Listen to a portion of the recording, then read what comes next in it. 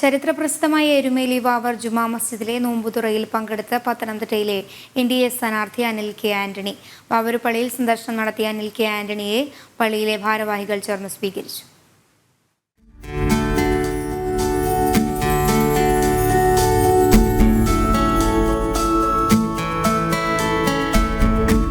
റംസാൻ വ്രതാനുഷ്ഠാനത്തിന്റെ അവസാന നോമ്പുതുറയിൽ പങ്കെടുക്കാൻ ചരിത്രപ്രസിദ്ധമായ എരുമേലി വാവർ ജുമാ മസ്ജിദിലെത്തിയ അനിൽ കെ ആന്റണിക്ക് പള്ളി ഭാരവാഹികളുടെ ഹൃദ്യമായ സ്വീകരണം.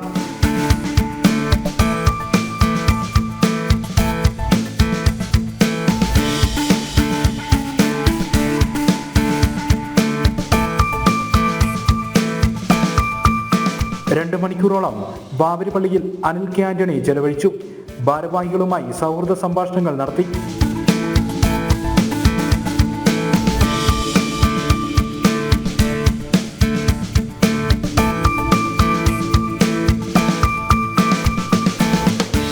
നോമ്പ് തുറക്കാനെത്തിയ വിശ്വാസികൾക്കൊപ്പം അനിൽ കെ ആന്റണിയും.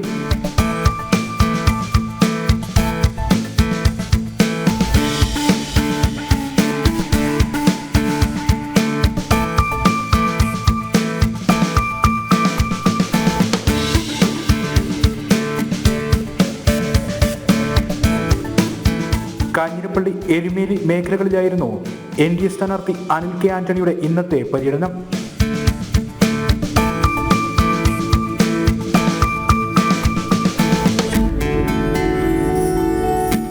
ജനം, പത്തനംതിട്ട.